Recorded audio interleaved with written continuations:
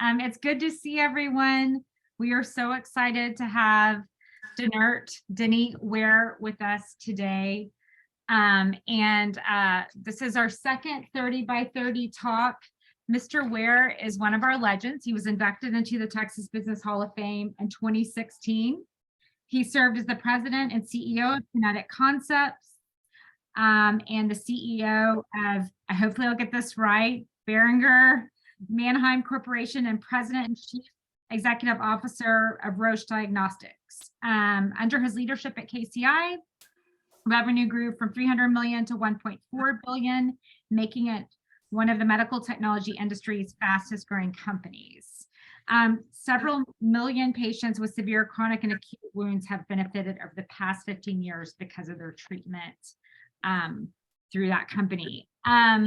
There are so many honors. Y'all read his bio. Of course, we're very proud of him. He is a great example of someone who's done tremendous things in business and done a lot in his community, including in San Antonio, being involved with Haven for Hope, the Tobin Center, and he's actively engaged with CHI. So with that being said, I'm going to turn things over to our moderator, the current president of our Alumni Association, Lauren Cornell. Most of you know Lauren. She's the founder of Novothelium. She not only the recipient of our Best in Texas prize at the Rice Business competition, she's also a former Scholar Award recipient from UTSA. So we only have 30 minutes. I want to get started. Denny, thank you so much again for being here. Lauren, take it away. Thank you, Meredith. Well, Denny, as someone who has a background in biomedical sciences, you have quite an impressive list of achievements. I'm curious, what do you consider your greatest achievement? Well, I'll tell you, it has been a wonderful career. I've had a great opportunity, and I've worked with a lot of very, very impressive people. But probably the most interesting thing I ever did, and the most rewarding thing, is when I came to Texas in 2000, I went to KCI, which is a little hospital bed company, and they had a product that they had worked on with Wake Forest to deal with very serious wounds that weren't healing. And through a lot of hard work and a lot of careful planning, we grew that product from about $50 million to over $1 billion in 6 years. But more importantly, we treated a lot of patients. And by 2016, there were something like 7 million patients that had been treated. A couple of years ago, I heard that the current number was about 13 or 14 million, and I don't know what it is today, but at those rates, we're treating over 500,000 people a year, and these are people with very, very serious wounds. You know, with a diabetic foot ulcer, if you don't treat it correctly, then you lose a toe. But after you lose a toe, you lose a foot, then a leg, and then you lose the patient. Being able to deal with these serious wounds makes a big difference in people's lives. And I think the way that the team worked to get the product adopted by the medical community and get patients who weren't doing well with other treatments treated makes you feel awfully darn good. I couldn't agree more. I've heard about the Wound V.A.C and KCI throughout my scientific career, so certainly an achievement well earned. If you talk to any doctor today that sees a wound, or any nurse today that sees wounds, everybody knows the Wound V.A.C. Definitely. Moving on to our second question, what historical figure would you most like to meet or to have met? Well, I put it in the past tense, would have liked to meet, and it was Abraham Lincoln. You know, here's a giant of a person who had a strong desire to save the country and at the same time free slaves. And he was ridiculed in Europe in the press for putting so much importance into Black people's in terms of political decision-making and governance within a region. He not only had the passion for it, but during the Civil War, he's the one who drove it when the war wasn't going right. He got heavily involved.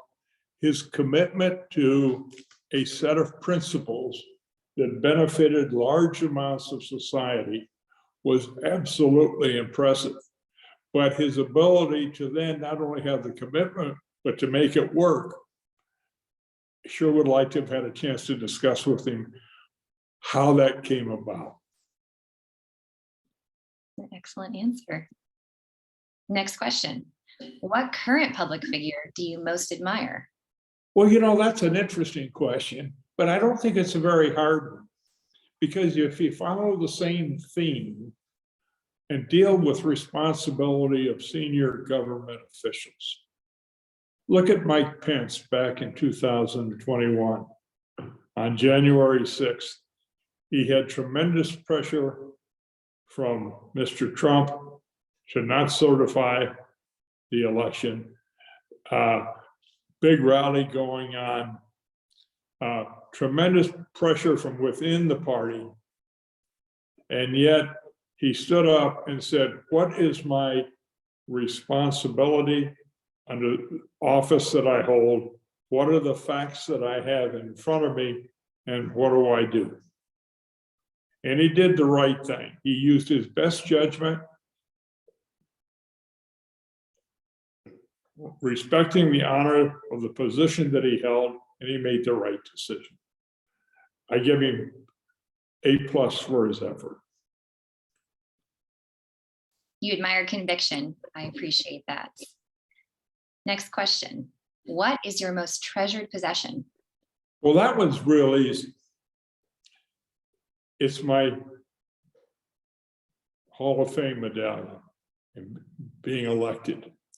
And it's the most important thing because there are a lot of people who in Texas who have done remarkable things in business.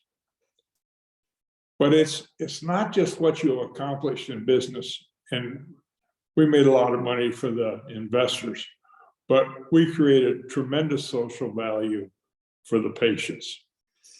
But it's what we did after we made the money and how we spend our time now that the Hall of Fame respects and honors.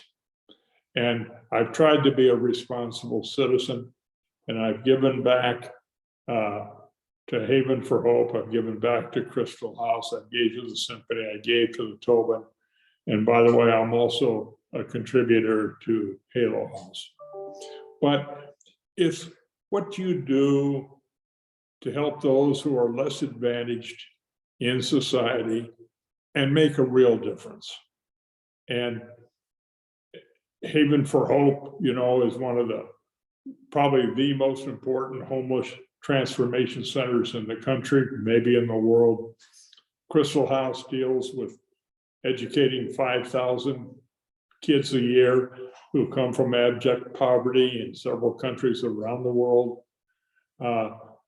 These are things that when you can impact those lives, think of what it's going to be like 2-3 generations down when those people who had no hope are productive citizens.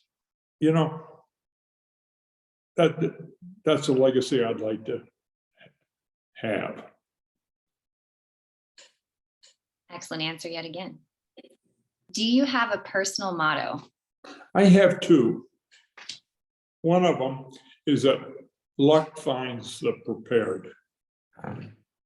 You know, you go into a lot of meetings, you do a lot of things, and some people go in and try to wing their way through it. And those people don't succeed. But those who do their homework find that all of a sudden they get more lucky breaks than those who don't do their homework. Well, it's pretty simple. but it's very true. The other one that I think is equally important is that you have to solve the problem, not the symptom. And there's a 2x2 matrix that I think is very, very useful. And that is this. There's a question of what you do. Are you working on the right things or the wrong things? And the second question is, how well do you do it? Do you do it well or do you do it poorly? The only thing that counts is doing the right things and doing them well. But many times people structure a problem and they solve for the symptom, not the real problem. So they work very hard. They do the work very well. It's just the wrong darn problem. And if you can't sort out the difference, you will not create the major breakthroughs that make a real difference for society. When and where are you the happiest? I thought about that one quite a bit. And I grew up in Indiana, where the waterways are rather limited. But over the last 20 years ago, I've had a chance to hone my skills in navigation, rules of the road, and seamanship. And I'm happiest when I'm at the helm of a boat, navigating in a controlled waterway, where you have to deal with all of those things, plus you have to deal with big traffic. You know, if you're in a 40-foot sailboat and you got a 1,000-foot freighter coming up at you, you ought to know where he's going to go and where you're going to go. But when you're able to do that, and you could play in these waterways and put these things together that you've learned and mastered, then you go on a trip, you create experiences, you solve problems in an environment that is a combination of a controlled environment with a handful of variables like the amount of traffic and the weather. And when you meet those challenges head on, it's just plain fun. Which talent would you most like to have?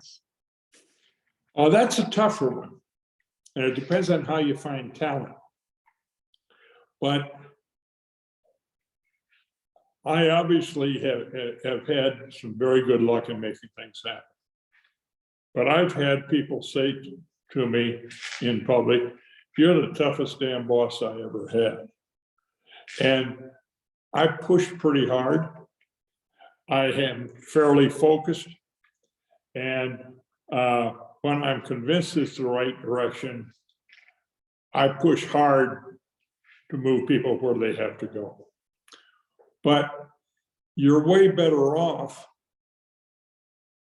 early in the discussions where there is contention, figuring out why somebody has a different opinion, and then attacking the logic, not the person. And if I could have a talent that I don't possess as well as I think I should have, it would be learning how to hear from a contentious voice why they are where they are, and see if we can't find a way to come to consensus without having a big battle. I think we'd all love that talent. And our last rapid fire question, if you could change one thing about yourself, what would it be? Well, it sort of follows the last question. I'm a little bit overbearing. I'd like to leave a legacy that maybe I was a little more understanding and a little softer in the way I got to the right answer with other people. Well, for what it's worth, I think you're doing an excellent job at that. So with that, that's the conclusion of our rapid fire questions, and I believe we'll open it up to questions to the group.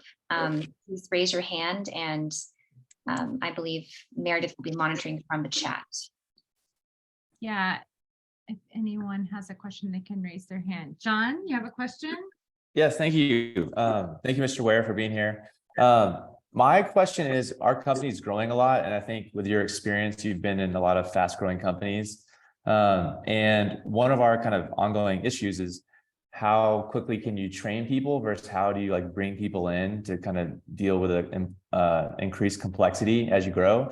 And so I was curious on kind of your successes or failures and kind of being able to kind of home grow your leaders versus bring them in. Well, that's always a really tough question. And I'm going through that right now in one of the not-for-profits that I'm involved in. And it depends a lot on what you're doing, where the processes aren't well honed yet and have to be. The question usually is, how do people structure the problem in the right way?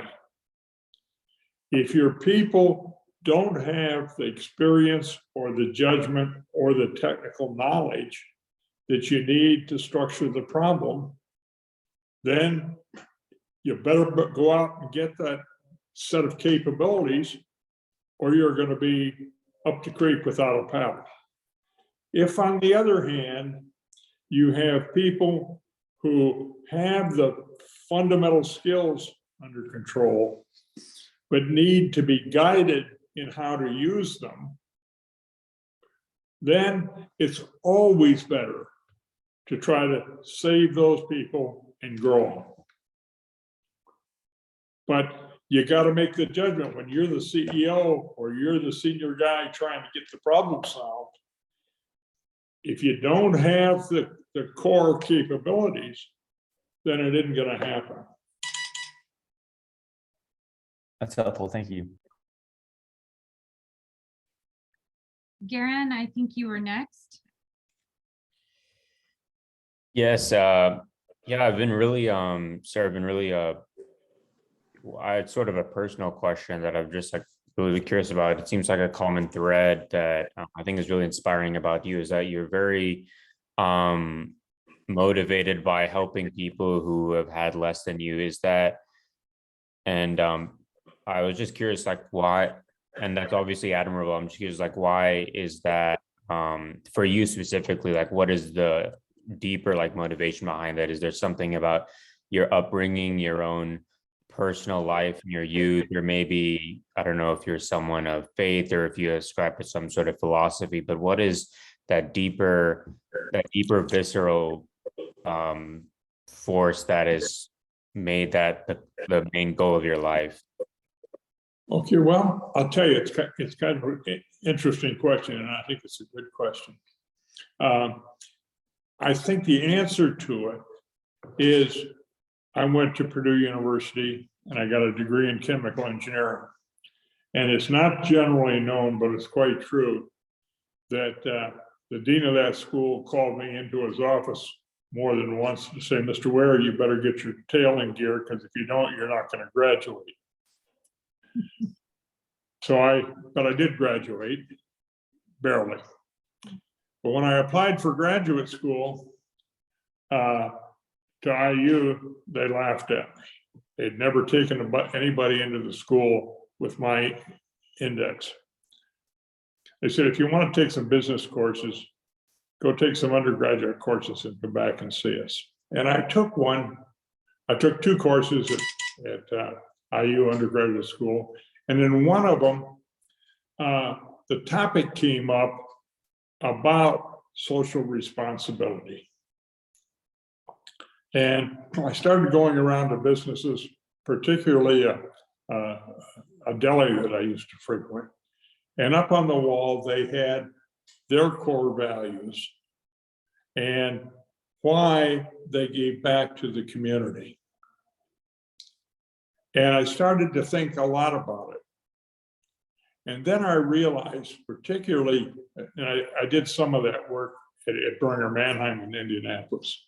But when it really struck a nerve for me was when I was CEO at KCI,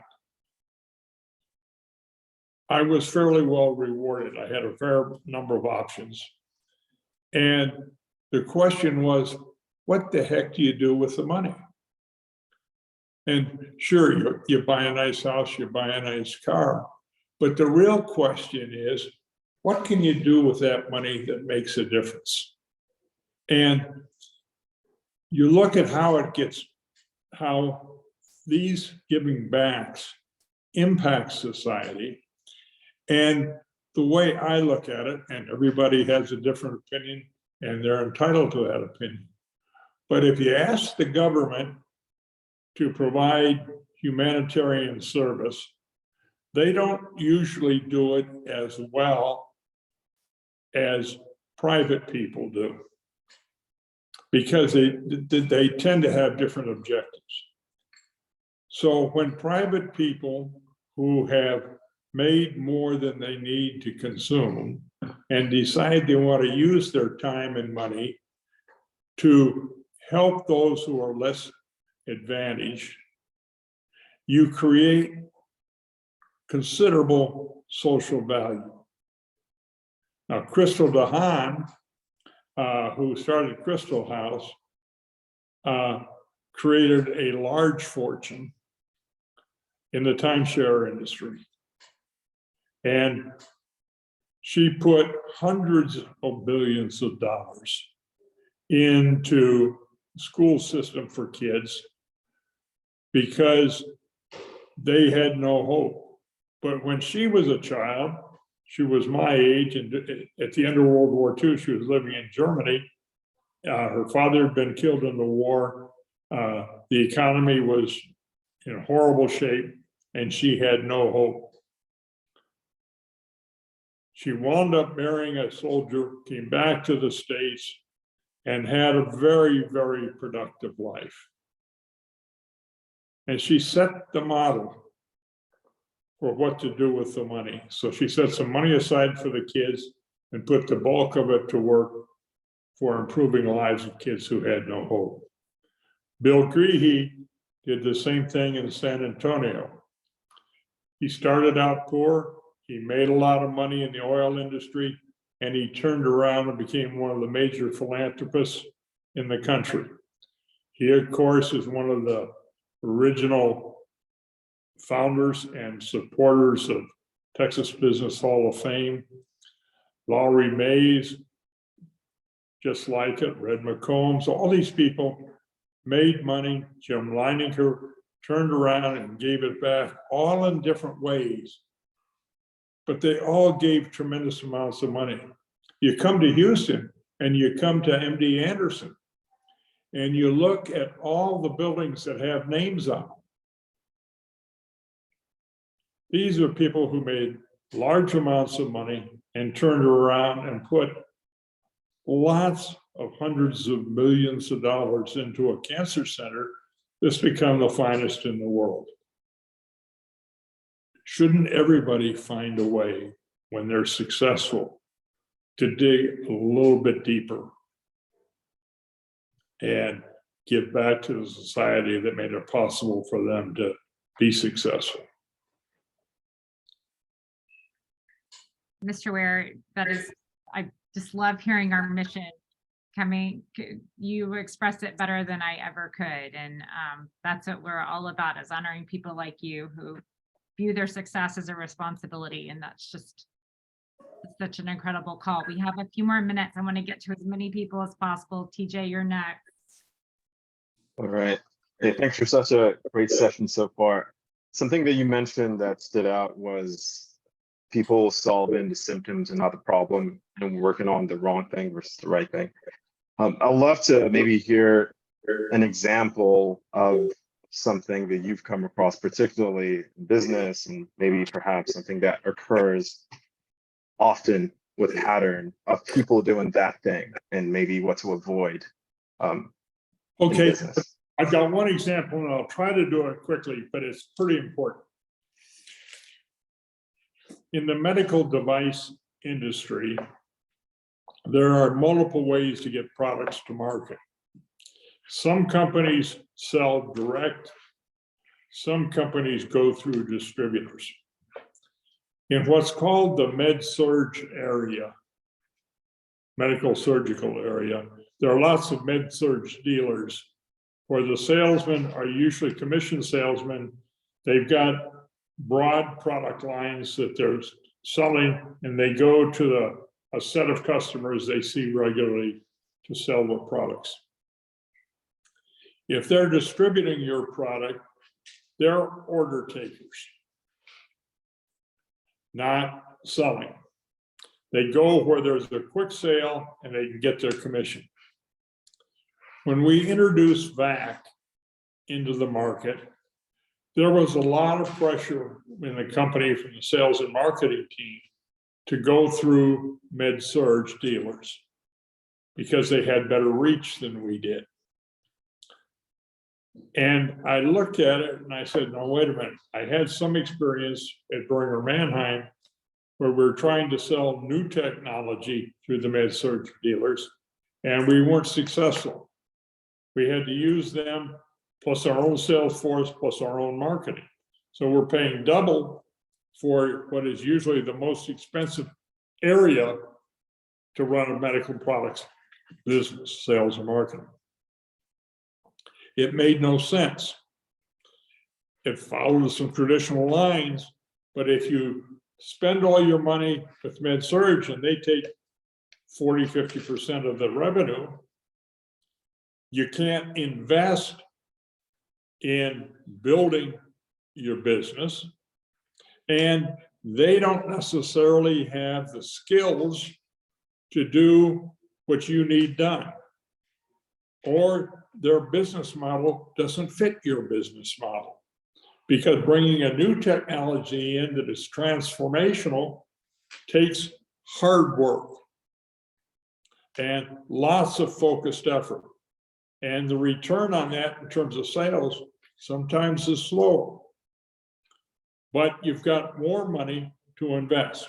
For example, when we started introducing V.A.C and it was a new technology and we were charging a higher price than competitive products, we had to have a lot of intensive effort with the nurses who were treating wounds.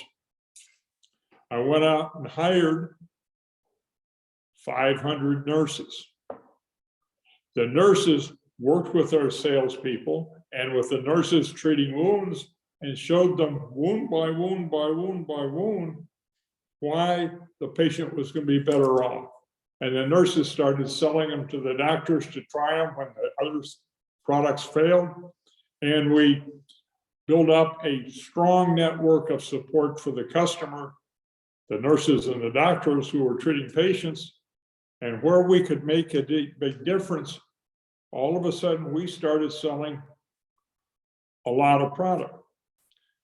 But we kept that 50% we would have had to give to the distributors, and we reinvested it in growing the business. And then we were getting more than 100% growth a year. And we went from 50 million to $1 billion, $1.2 billion in 6 years. But if we had focused on maximizing the relationship with the med-surg dealer, we never would have gotten the growth. What's more, they couldn't solve the regulatory problems the way we did, because the measurement of wound progression is very difficult. You had to fight 1,000 battles a day. We had claims handling people. I started out with 26. 6 years later, I had 1,000. I had to pay for those 1,000 people, but I did it because we kept the margin, and then we focused on solving the real problem of getting the reimbursement codes aligned in a way that it fit the market. Thank you. Does that help at all? It does. It does. You're focused on, if you just continued with the relationship maximization and trying to solve the problem that way, it won't have actually solved the problem the way you did. always structure the goal first and then figure out how you're going to get there. Don't necessarily follow the cow path when you're bringing a new product to market. Absolutely. Thank you for that. Mr. Ware, we're past 12:30. Do you have time to do one final question before we close? If it's going to help somebody, sure. Puya, do you want to ask the final question and then I'll close the call? Awesome. Thank you very much, Mr. Ware, for being here today. And a question I had is, Texas is definitely a growing biotech ecosystem, but in certain ways we are lagging behind the coast. But even though that is changing, so I kind of love your outlooks on biotech in Texas, and what do you think it takes for us to be the next big biotech hub? I'm sorry, I had a little static on the line. Would you ask that question again? Yeah, of course. So I was just asking, there's a growing biotech ecosystem in Texas, and I'd love your perspectives on what you think will get us to become the next biotech hub. What we need, whether it's capital or people or expertise. Well, I'm not sure I'm smart enough to answer that question well, but I will tell you this much. If you have a product that creates real value, you price it where it ought to be priced. Not too cheaply, not too expensively. You got to price it so it covers all of your expenses and leaves some room for some profit. Too high, too low, you miss one way or the other. If you put these things together and you continuously find people who buy your challenge and want to help you produce it, and you are smart enough to figure out what skills they can bring, you're likely to be successful. Texas does have a very productive business environment. Greg Abbott, you can love him or hate him, but damn it, he gets the right answers to the question. And I personally think he's quite a governor, man of tremendous character, but he's created an environment that business seems to like. There are a lot of young kids like you who used to live in California that now live in Texas, and there's a reason for it. That's so true. Awesome. Thank you. Well, thank you so much for being here today. This was a great call, and I know that you helped a lot of the people on it. And, one of the initiatives we started last year was called Legendary Causes, where we promote some of the causes our legends advocate for in Texas. And so because I know the cause that brings you to Houston today, can I do a quick plug for Halo House? Would you please? Mr. Ware is in Houston today. We're volunteering his time for Halo House, which was founded by an MD Anderson oncologist and his mother, who is a powerhouse. And Halo House provides apartments for people here whose family members, I can't remember, family members or children being treated for 3 of the deadliest forms of cancer: leukemia, myeloma, and lymphoma, I think. And especially in these times when hotels are so outrageously expensive, it's an amazing cause. So if you all are not familiar with Halo House, look up what they do, read about their mission. It's an amazing organization that I can't say enough good things about. And I was lucky enough to be part of sort of the beginning of that and watch someone build something so beautiful and meaningful. So Denny, I'm so glad you're part of that. Thank you for living our mission as a business leader and giving back to the community. I know I'm inspired, and I know everyone else on this call is. So have a great day, and we are so grateful for your time today, and enjoy your time in Houston. Okay, well, thank you very much. It's fun to meet you young kids that are starting on this process, and I wish you the best luck in what you create. We'll see you soon. Bye-bye. Bye. Bye.